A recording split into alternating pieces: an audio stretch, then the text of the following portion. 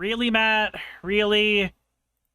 What is... Every single one of these hate crime hoaxes, going back 30 years, has been a fraud. This is just the latest example of a trend that we've all seen for decades now. In pretty much every case, when pathological liars feel trapped, when they realize they've lost all their credibility and their power, they don't suddenly decide to become honest people. Instead, they simply continue lying. I mean, think of Elizabeth Holmes after the collapse of Theranos, one of the most obvious clear-cut cases of fraud imaginable. From prison, Holmes has refused to take any responsibility, even though she orchestrated the entire fraud. She still claims she's a victim. There are about a million other examples, from Jussie Smollett to Bernie Madoff. The only way forward, in the liar's mind, is to come up with even bigger lies. And that's all they really know how to do. The more desperate they become, the more trapped they feel, the more obvious their frauds become as a result. At the moment, as a particularly depressing and financially... Okay, so... I died during the boss fight. I'm not even super thrilled about that. I would have preferred to have the experience points. I'm more upset about that than Matt Walsh being on my screen. It's weird. That's so weird. Okay, I missed a game mechanic. All right. So according to Matt Walsh in the beginning, every hate crime accusation is actually a spook, I guess, which doesn't make any fucking sense, but... Insolvent Pride Month continues to trudge along. There is no greater illustration of this phenomenon than the so-called LGBT movement. These activists understand that they've been discredited. All of their narratives about alleged hate crimes from Matthew Shepard onward have collapsed under the slightest scrutiny. All of their claims about not having equal rights and just wanting to live their own lives without bothering anybody have fallen apart as well. And that's why... So, gay activists' claims about wanting to keep their right to marriage. Trans activists' claims about wanting to keep their right to medication. I'm trying to figure out which one of these is considered not real, Matt, but all those seem fairly real and fairly basic. That's just me. But okay, could go off, whatever the fuck you are. Pride Month ultimately is dying, and in response, rather than engage in any introspection, LGBT activists have predictably decided to push... Wait, did you just say Pride Month is dying? Do we have any data on that? Like, what does the statement Pride Month is dying mean? What does that actually mean? Pride Month dying. Let's Google that. See what the fuck that means. Okay, so... I got two articles here. I have two articles here that I guess are going to attempt to explain this. We've got that corporate pride is dying, and that's a good thing, because corporations have found that it's not as profitable right now as the Overton window shifts further right to do rainbow capitalism. Okay. I do not support whatever the fuck you say. Pride Month support is waning as national brands ditch DEI. That's an interesting way for USA Today, which usually tends to be kind of centristy left-leaning. But again, this seems to be all support from corporations. But Pride Month doesn't just exist in the minds of corporations. Yet another lie. And this one, even by their standards, is truly staggering, not just because it's so grotesque and evil, but also because there are precisely zero sane people that would possibly be convinced by it. Okay. I'm talking about the decision by LGBT activists to push a bizarre and obviously false narrative about the recent death of a 59-year-old actor named Jonathan Joss, who was well known for voicing the role of John Redcorn in the King of the Hill show. He also appeared on Parks and Recreation. And according to activists, as well as several other media outlets, Joss was just a few days ago executed in front of his home by a homophobic bigot who had been tormenting him for a very long time in various ways, all leading up to his eventual execution in this. Okay, so that's what the police complaints have shown. That's what the ex-husband has shown. That's what the victims have said. I'm just curious as to what information you have that would contradict that. This homophobic hate crime. And as proof of these extraordinary claims, the activists point to the following statement, which was posted on Facebook by somebody identifying as Jonathan Joss's husband. And here's the relevant part of it. And as you listen to this, imagine you're a detective arriving at the scene of this homicide, trying to figure out who's telling the truth. And then imagine that this is what an alleged witness tells you. Okay. So I'm going to read it now. Quote, "My husband, Jonathan Joss, and I were involved in a shooting while checking the mail at the site of our former home. The home was burned down after over 2 years of threats from people in the area who repeatedly told us that they would set it on fire. We reported these threats to law enforcement multiple times and nothing was done. Throughout that time, we were harassed regularly by individuals who made it clear that they did not accept our relationship. Much of the harassment was openly homophobic. When we returned to the site to check our mail, we discovered the skull of one of our dogs and its harness placed in clear view.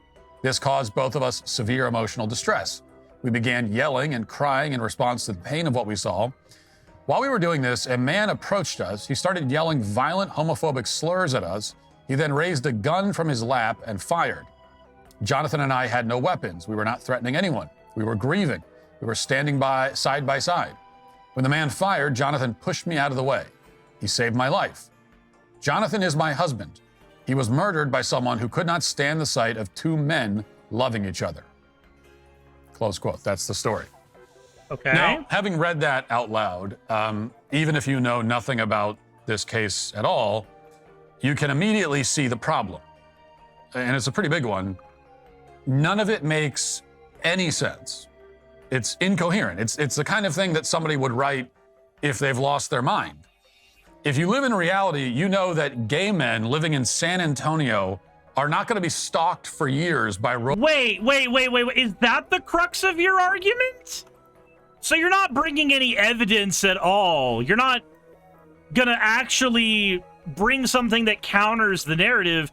You're just gonna say, nuh-uh? Is that really your argument? Your argument is basically homophobia doesn't exist there. Neener. What? Sevi says, please put Yu-Gi-Oh! The Abridged series back on. I don't wish for the stupidness to spread.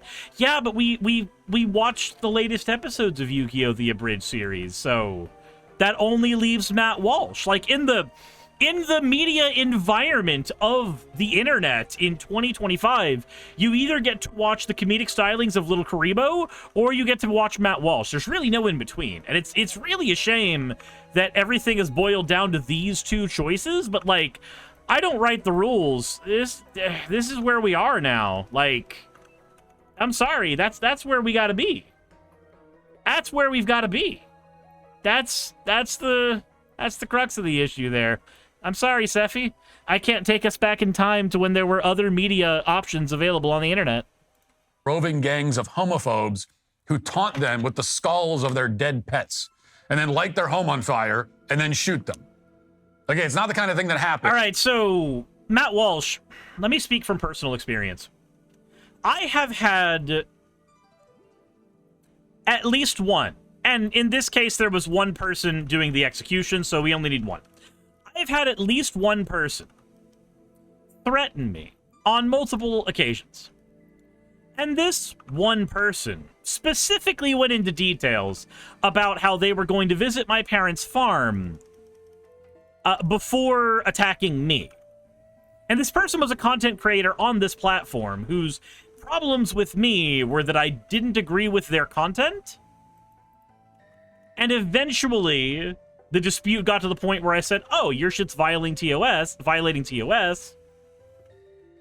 you know, for doing things like blatantly threatening people. They got upset that they lost their channels, and so they started threatening me. I got the FBI involved. I contacted them and said, hey, this is This is a thing that is happening. Other content creators got involved as well. That is from my personal experience as a guy with only 60,000 subs on YouTube, a relatively small channel, compared to a huge voice actor who's part of one of the most well-known TV sitcoms of all time. So, to make the argument that, oh, this just doesn't happen, no, when somebody has a certain measure of notoriety, when somebody has a certain measure of fame, it's pretty easy for shit like this to happen. Outside of the fevered imaginations of very delusional activists.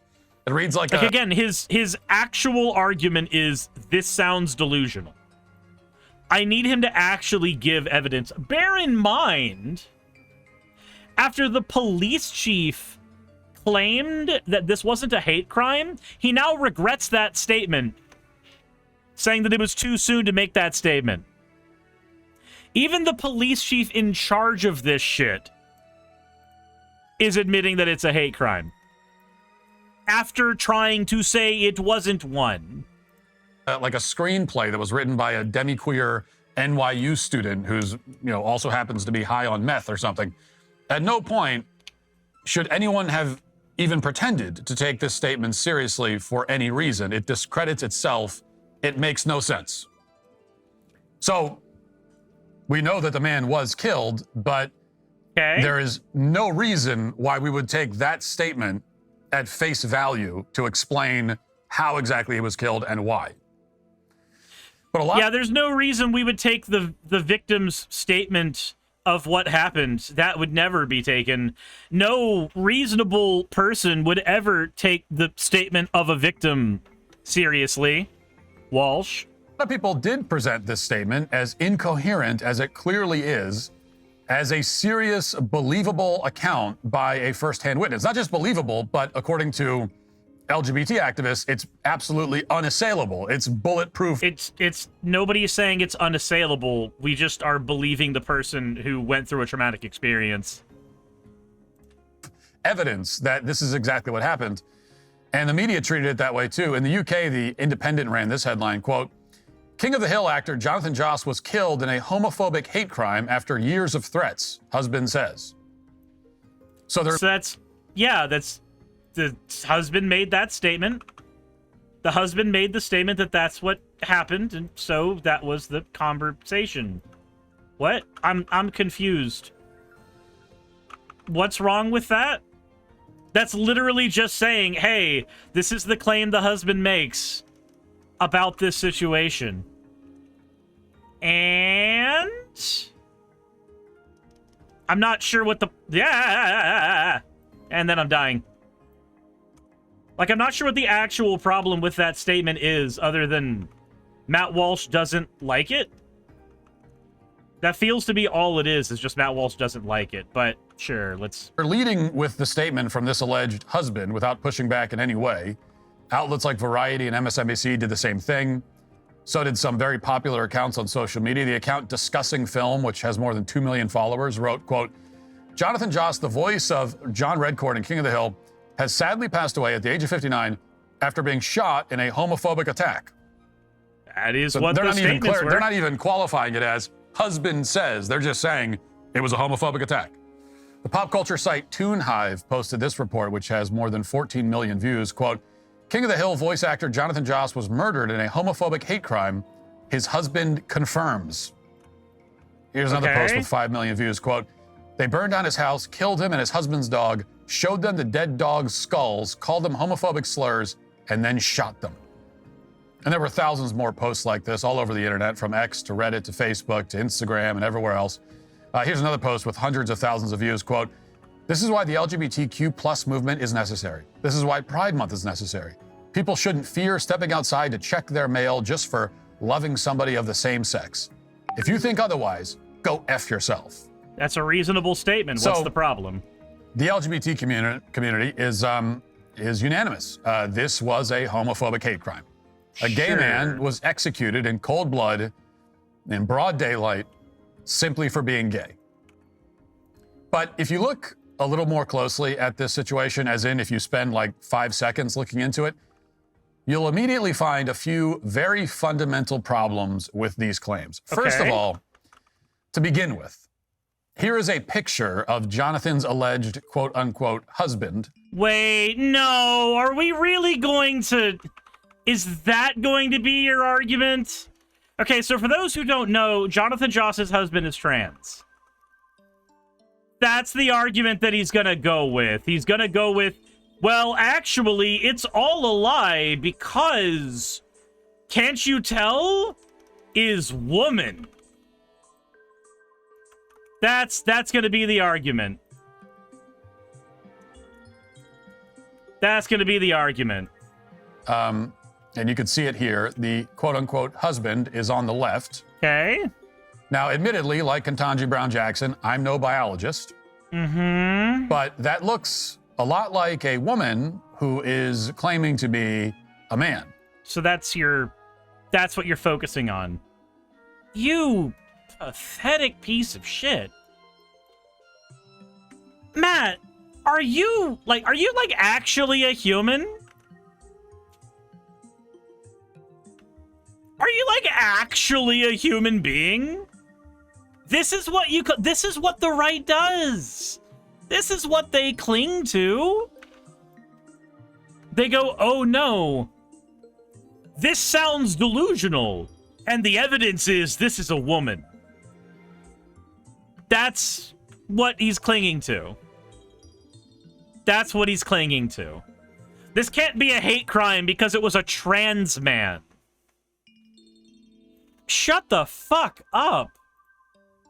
And indeed, this particular woman has a trans flag on her Facebook profile. No, this particular man who is a trans man, I can keep on correcting you, but honestly, it's not going to actually matter.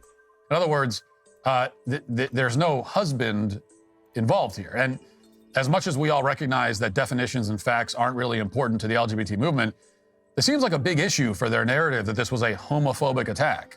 So, no, it's not. Okay, so let me get this straight. If somebody yells homophobic slurs while trying to kill you, and they do so because in their mind you're dating a man and that's wrong, and so they shoot you, and then it comes out that actually you were trans, that doesn't make it not a homophobic attack. Like, you understand how stupid that sounds, right? Of course he does, of course. Matt actually does understand how stupid this sounds. You see, the thing is, Matt Walsh gets paid to be willfully obtuse about this shit. He gets paid a lot of money. Actually, millions of dollars of money to be willfully obtuse about this shit. And I'm not saying that as like he probably makes that much. No. The Daily Wire contract that other people like Matt Walsh were offered are in the several tens of millions of dollars.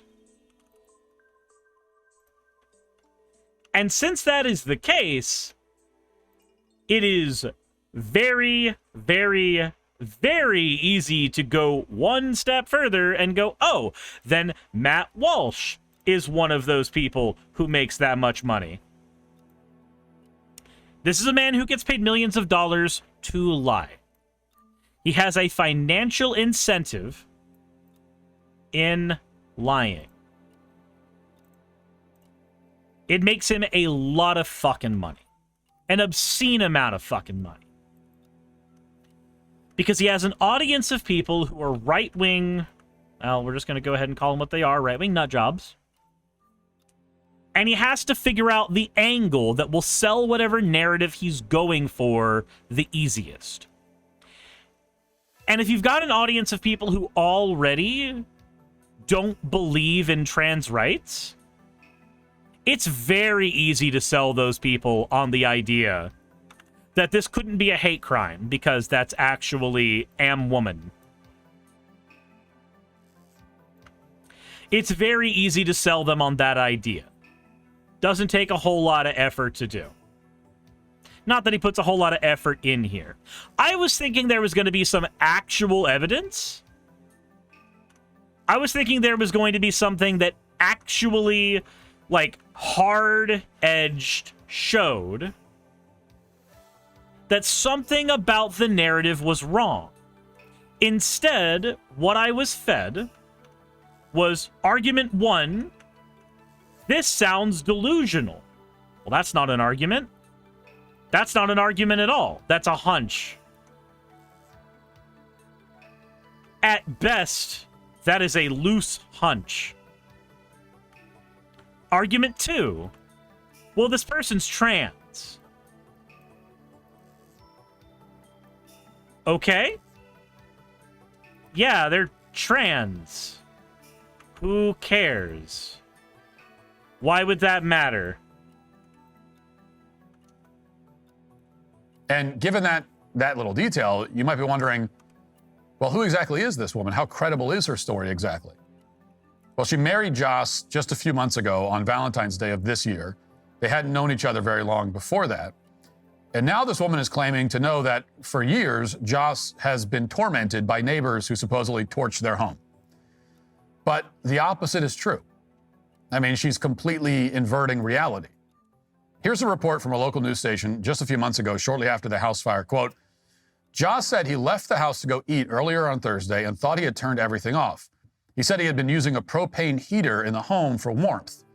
Mistakes happen, man, and it's my fault for, I guess, leaving something on, Joss said. Or if somebody came in and did something, who knows? Close quote. Well, that's a helpful bit of context that was strange. That doesn't actually give you any solid information, though. Like, that's one person saying, oh, maybe this happened. I don't know. At most, that is an admittance that he doesn't know. That's him saying, maybe this was my fault. No idea. But if the statement is, neighbors were threatening to burn it down. Neighbors were threatening to burn our house down.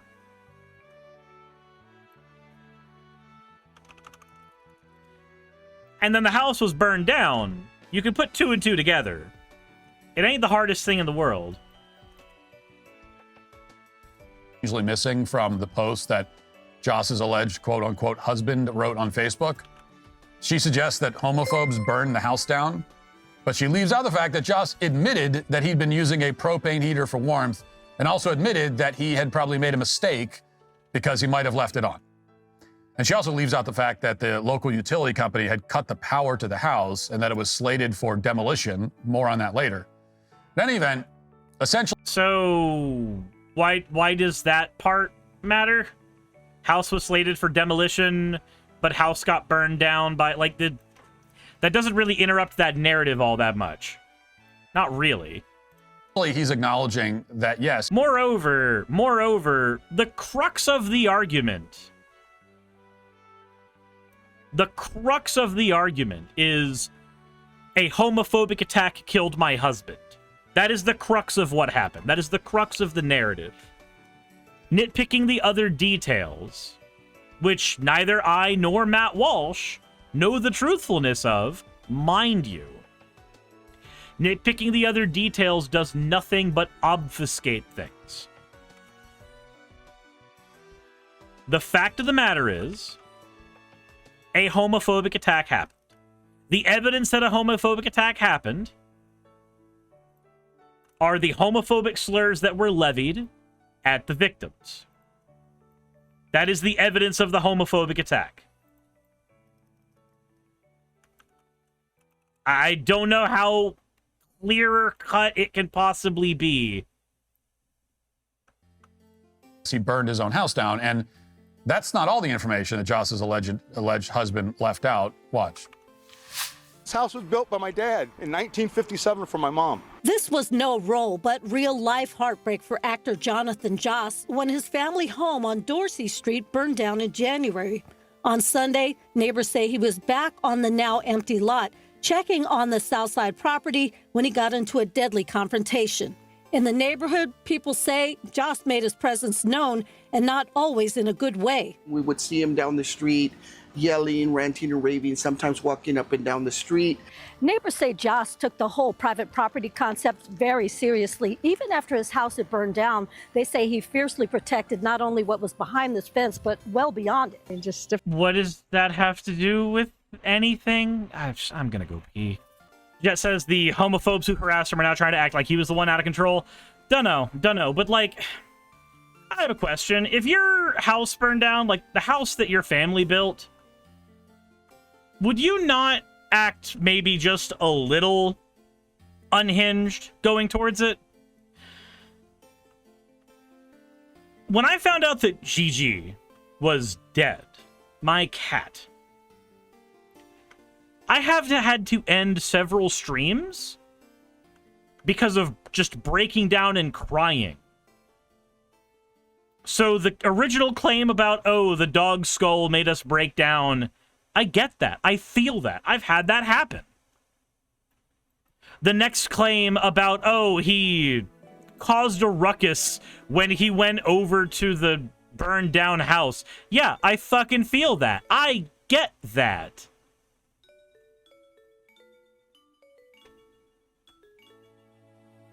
Dave says, I know the conservative isn't about to argue against castle doctrine, and in Texas of all places. Who knows? different things. He'll argue with different people. Maybe somebody would drive by his home. He didn't like people driving in front of his home. One neighbor says she saw similar behavior from Joss Sunday, although it's still unclear exactly how that led to him being shot. So according to the neighbors, Joss would scream at passing cars. He would regularly harass innocent people in the community. He would act, in other words, a lot like an unstable drug addict with mental health issues. Wait, no, that's not what that means. Also, at what point does that necessitate him being shot? Like, even if true, at what point does, oh, so he got shot to death is okay. When does that become the argument? I don't see how you get to that argument there. Right? That's how he would act. And that's just the beginning. Here's a report from the local station WFAA, which has more details from the day that Joss died. Quote, neighbors said that Joss was at the site Sunday night checking his mail, which he did regularly, when something went terribly wrong. A video shared by a neighbor who was present shows a man, who they identified as Joss, pacing up and down the street with a pitchfork and screaming. The neighbors say that it was common behavior over the years for Joss to scream while carrying weapons. And even though they say they didn't like it, several neighbors said they were surprised when a man who lives just 50 yards away responded to the situation with a gun around 6 p.m. on Sunday, close quote. Now, before I read the rest of this paragraph, it's worth repeating this line. The neighbors say it was common behavior over the years for Joss to scream while carrying weapons. To scream while carrying a pitchfork, which is a tool. It can be used as a weapon, but it is a tool. Unlike a gun, which is a weapon, but commonly gets misidentified as a tool. Also, people walking up and down with a weapon, even if it is a weapon, is that not our Second Amendment right? Is that not something that we're allowed to do in America? I'm trying to see where the justification is for shooting a guy. And on the night he was killed, Joss was pacing up and down with a pitchfork and screaming. Again, none of this made it into the husband's quote-unquote account of events. Because the most important part for the husband, and you keep saying quote-unquote husband, please stop. Please stop. I understand that you get paid to be a scumbag of a human being. You get paid to be worth less than the dirt on the bottom of my shoe, because at least in that dirt something can grow that's of worth. I understand that it is your job to be a piece of shit, but at a certain point, you got to admit, it's a little exhausting, is it not? Instead, we're supposed to believe that Joss was just minding his own business, checking the mail, when somebody shot him for no reason other than the fact that he's gay, even though he's in a relationship with a woman. He's in a relationship Now, that sounds with a little guy. hard to believe. It gets even worse. Let's continue reading from the local news report. Quote, many neighbors said that Joss and Alvarez had a long history of trouble. They say both men had been showing weapons and trading threats for years. The feud took many forms. Weapons, everything, guns, shootings at all times of night, one neighbor said, adding the men didn't shoot. Shootings at all times of night? Okay, so just out of curiosity, which do you find more believable? A person did a homophobic thing, or gun shootings happened at all times of night between two men. And oh, by the way, that would be a form of harassment, which Jonathan Joss's husband noted. Shoot at each other. No, just shooting rounds at their own property and stuff. You could just hear the multiple rounds just blowing off on both ends, and he would be yelling a lot, close quote. Who cares? So there was just some casual gunfire on both sides of the dispute. It was a regular thing, apparently. And it was a conflict that Joss was obviously participating in actively. According to various news reports, police had been called to the Joss residence more than 60 times so far this year alone for a variety of reasons, from welfare checks to reports of shootings and fires. The callers reported that Joss had been carrying crossbows and pointing them at people, which led police to confiscate the weapon last summer. Also, it's emerged that neither Joss nor his alleged quote-unquote husband actually own the home that burned. You already said alleged once. You don't have to put quote-unquote as in there again. You're basically only doing that to drive the point home. That's all you're trying to do, is just to drive the point home for cruelty's sake.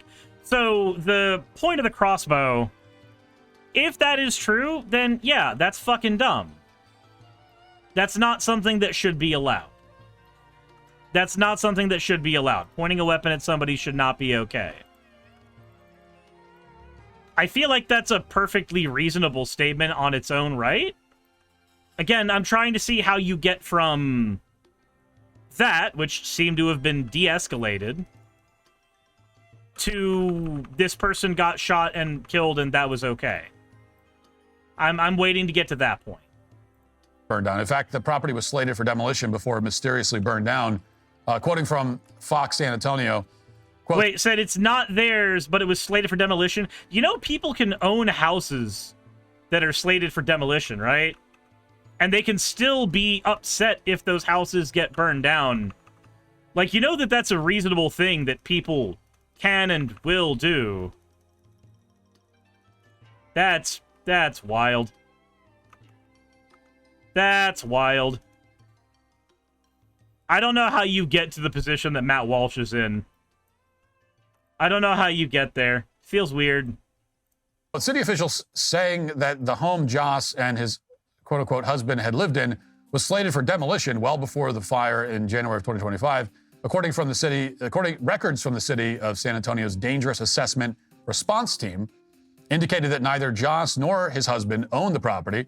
According to city officials, after several reports of theft and mental health concerns, the DART team got involved. After inspecting the property, the building was brought before the Building Standards Board, which ordered it demolished. DART then gave the couple a notice to vacate. The homeowner consented to the demolition of the home, and services were disconnected from the property in October of 2024. Okay. Officials say the home then sat on a list of homes to be demolished before a fire on January 23rd destroyed most of the structure, killing at least one dog in the blaze, close quote. So the home was going to be demolished because of the state that it was in. And then after that, mysteriously, it burns down. Again, these are not facts that suggest that Joss and his quote-unquote husband were living the most stable life or that they were being tormented by random, mysterious homophobes. It looks a lot like they were very unstable people. You can't put a price on truth, but you can put a price on where you get it. Okay, no, we're not going to listen to the fucking sale. So, if true, then technically, at this point, Matt Walsh does have a point, but I'm still waiting for the point where that justifies murdering a guy. So you can just say spouse. Yeah, you can just say spouse. Like, if you want to do the gender neutral thing, just say spouse. You don't have to keep on doing quote-unquote alleged, quote-unquote alleged, quote-unquote alleged. And at the end of the day, we still have a dead body on our hands. Now, it's completely normal for the events of a murder or really any crime to have more details that come out as things go forward. So the city ordered their home demolished. I'd be a bit mad if that was my house. that I was actively living in, wouldn't you? Yeah, I'd be kind of mad if that was the case as well. You can also put forward the argument that he was trying to protect his home, that in his mind did not need to be destroyed.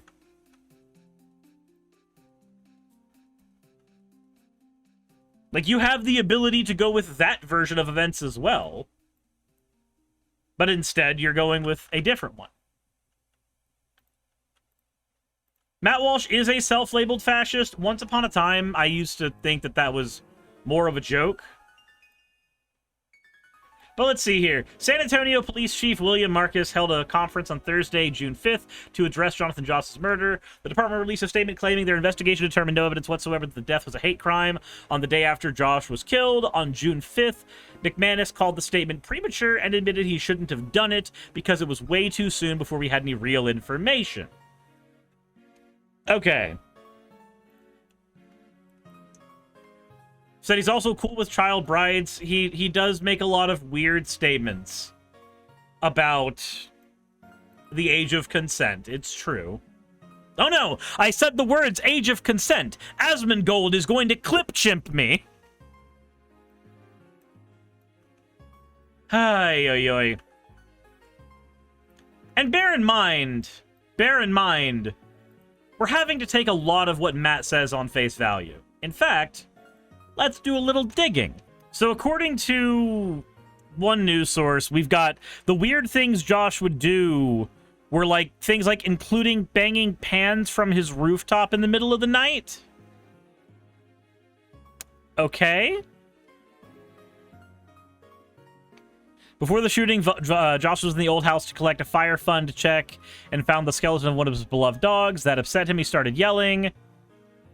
Jonathan Joss's husband, Tristan Kern, issued a statement. Joss is my husband. Okay, so he did some weird things at night. Okay. We have a DC over here. Let's see what happens there. A history of police calls has been revealed in the deadly shooting of Hollywood actor Jonathan Joss after he was gunned down by a neighbor outside his home. Person who developed pop-ups like that needs to die. Officers have been called to the scene more than 60 times due to disturbances, welfare checks, and mental health calls. Jonathan Joss, who was 59, was known for voice of John Redcorn. Okay, I'm not too worried about that. We've been working to find out more about his life here in San Antonio. We obtained several police reports that paint a picture of some very erratic and dangerous behavior. These reports show the police were heavily involved on the street with Josh. People reported seeing Joss point a crossbow on several occasions, including at Sigfredo, who was accused of killing him. On Sunday, Josh was shot in front of his mailbox as he visited the property. Investigators reported the incident unfolding during a feud. After 7 p.m. on Sunday, police were dispatched to the property near the corner of Dorsey Drive. According to SAPD, when officers arrived at the scene, they found Josh with a gunshot wound and immediately began providing medical care. According to the arrest report, Alvarez was arrested without incident. He told officers that I shot him before his weapons were seized. Neighbors described a long-standing feud between the two. They would go back and forth saying things to each other. Josh and his husband have said they faced several threats due to their sexual orientation. However, neighbors reported that the threats were exchanged both ways. Yeah, threats can be exchanged both ways. So, here's the thing. When you have threats levied at you, the least surprising thing in the world is that you would send threats back. The least surprising thing is responding to the threats. Let's see here. The home was burned down after 2 years of threats from people in the area reportedly told us that they would set it on fire. It's been so cold lately that my partner and I have been doing a fire inside to stay warm. The city confirmed power and gas were cut off in 2024. Okay, so the picture that I'm getting here is of somebody who wanted to live in their family home, refused to let it be demolished, and in so doing, basically stayed in that house no matter what. And because power was cut, had to do things like have a fire pit in order to stay warm. I can understand that mentality. It's definitely not a healthy one. It's definitely one where someone would need to go for therapy for. But I can understand that very stand your ground mentality. I can understand it. So what we have here is no evidence one way or the other of how the house burned down. But we do have claims of the harassment. We have claims of the back and forth feud. The harassment is said to be harassment in regards to sexual orientation. So we can... There's several paths we can take here in terms of the story that unfolds.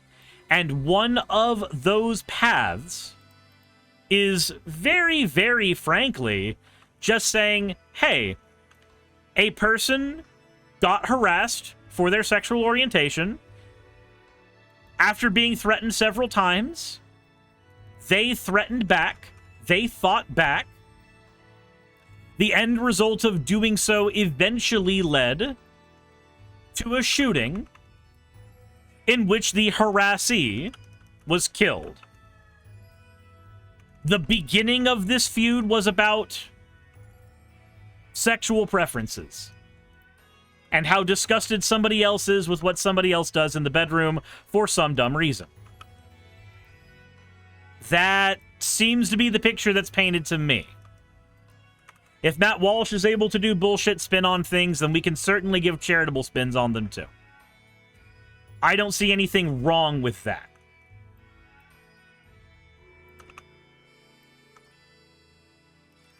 So at times like these, I wish Persona 5's Shadow World and the Phantom Thieves were real. I have not played a single Persona game, so I have no idea what you're even talking about.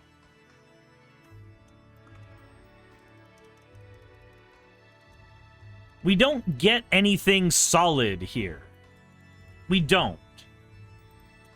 The original bit is basing everything off of the claims of one of the victims. Because, of course, one of the victims is dead.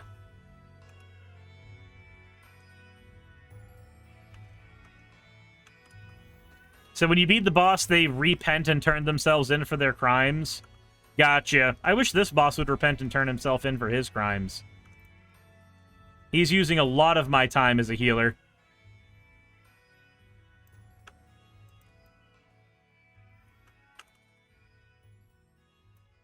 Yep, nope, that is a wipe. That is a wipe. Alright, so let's get past his dumb advertisements. Okay.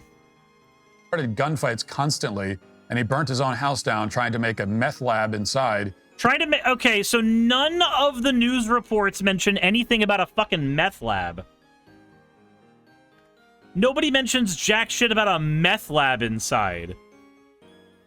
The exact claim from the husband is that he lit fires inside the house in order to stay warm because the power was cut. Why do you think the fucking famous actor needs to make a goddamn meth lab? Matt Walsh here, using tweets and instant messages as the highest form of evidence. He constantly threatened his surrounding neighbors and played victim when cops came. He used to throw bricks through my window and tore several of our mailboxes down. And no one on that block ever yelled homophobic slurs at him. It's a lie from his, quote, husband for sympathy, close quote. Okay, so I have a question. Do you believe the person who immediately leans into the, quote, husband stuff? None of us are homophobic, but that, quote, man, okay, I don't have to believe you're homophobic. I don't have to believe that at all. I can just look at the fact that you're doing the softest of soft misgenderings, but you're still doing it, as evidence that I think that the claim that homophobia never happened is bullshit.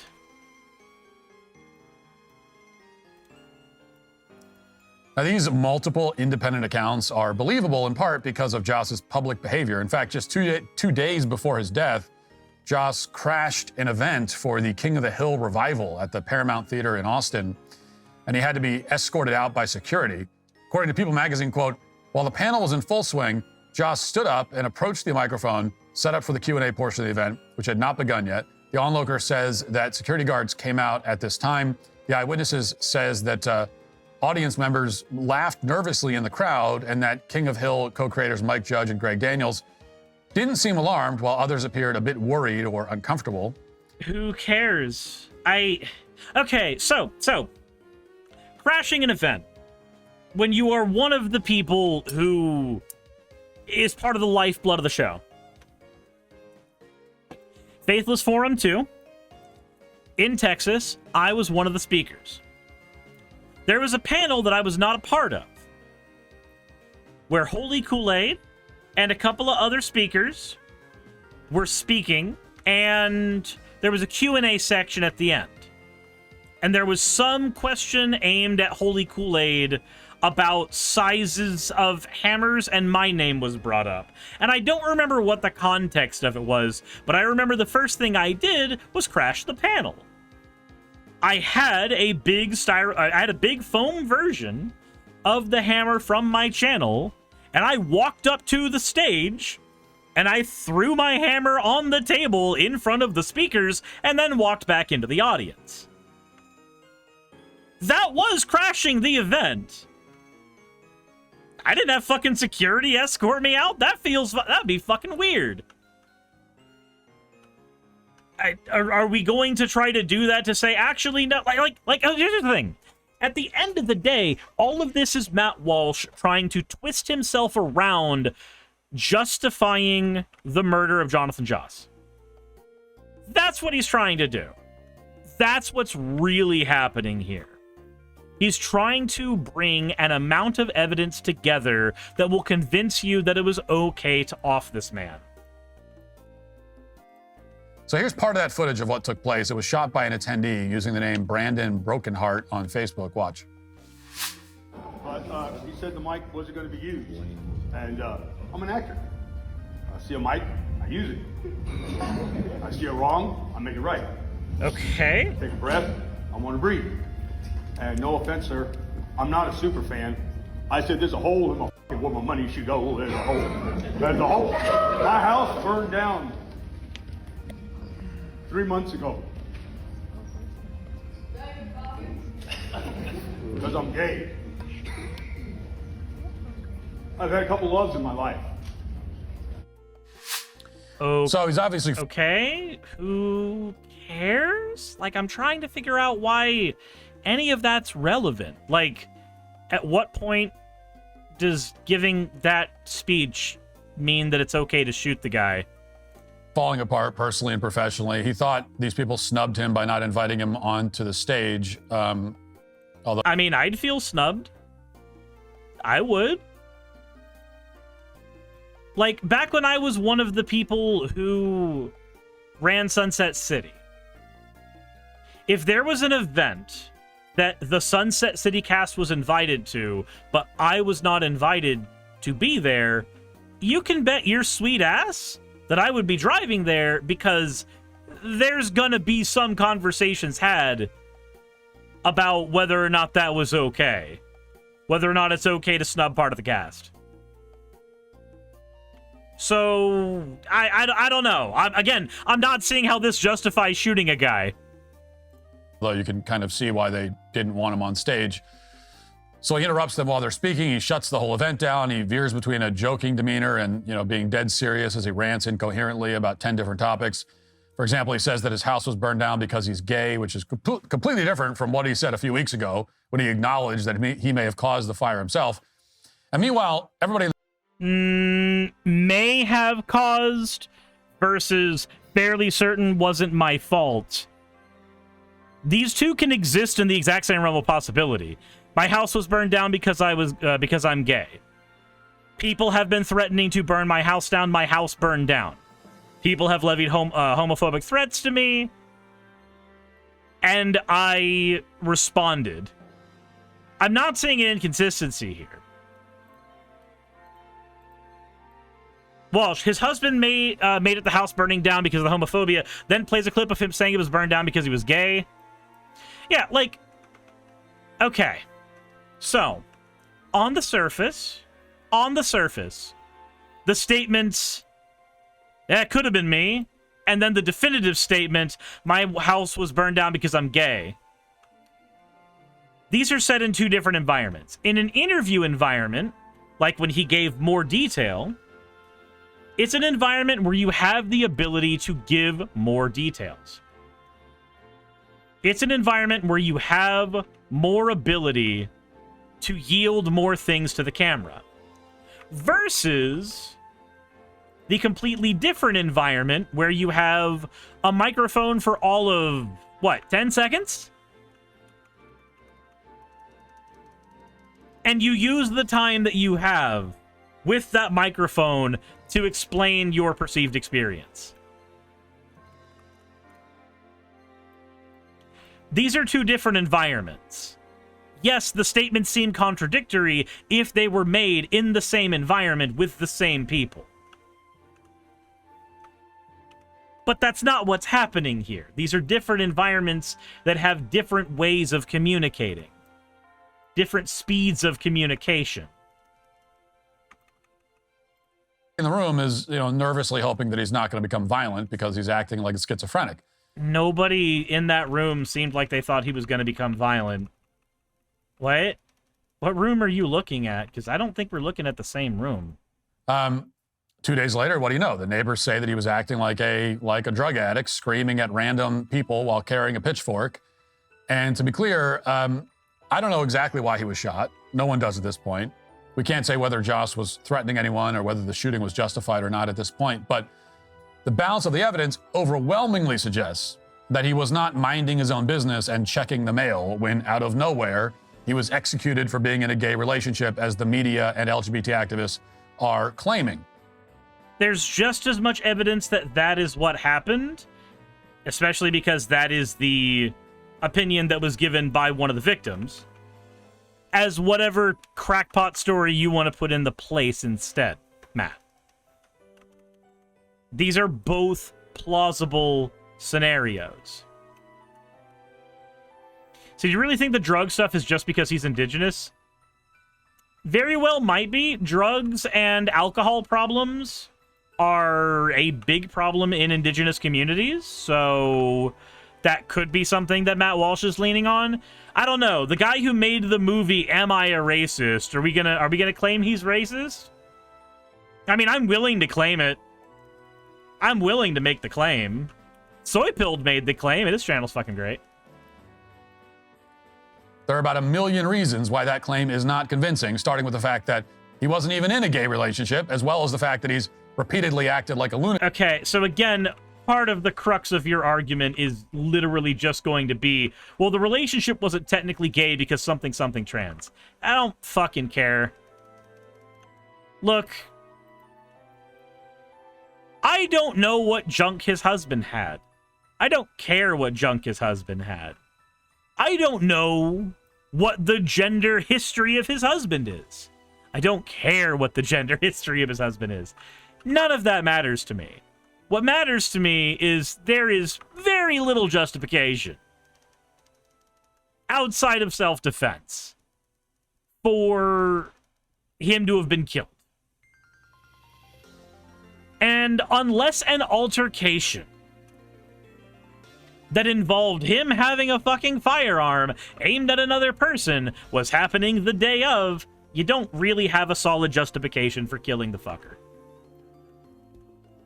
But of course, solid justifications don't matter to Matt. He doesn't need solid justifications. He just needs to be able to say shit into the ether. Because his... dying. His audience will listen to it. His audience will believe it.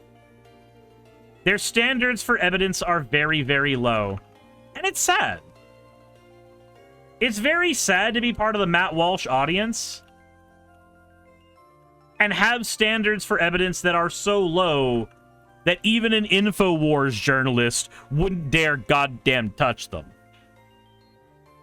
But like I said, at the end of the day, the entire point of this is Matt Walsh's attempt to justify the murder of another man. And I don't think he's met his burden of proof for that. That is the claim, though. That is the claim. Make no fucking mistake. And I think it's pathetic. I think it's sad. And I'd say it's worrisome if it weren't so goddamn transparent. Be a better person, Matt. God knows you get paid enough money for it. Making it to the end of the video. I really could not do any of this without all of you. Those of you watching, and especially those of you who support me on Patreon. I wanted to go ahead and take a minute to thank all of you who do that, because with YouTube being what it is these days, I really cannot do this full time without the support from each and every one of you. Those people would be Red Joker, Purple Poundini, Jemshin, Britzkrieg, Jupe the Malignant, Michael, Ravalern, Mabbity Babbity, Astral Frontier, Tales of Atonement, Nixie Chan, Kiri Artemis, Victorian Alchemist, I'm not saying the last part of that, and you know that, Leela Ururaka, Arcton Arclacier, Kiratorian, Dren Hadamata, Jordan M, John L, Lord Bleck, Smiling Game Master, and Fireshard. Thank you so very much. But since you're here, why not go ahead and try watching another one? There should be one that's on the screen right now. And if you are a patron of mine, I wanted to go ahead and thank you again for all of your support. There is still a video you could press, though, if you'd like. I would appreciate it just a little bit.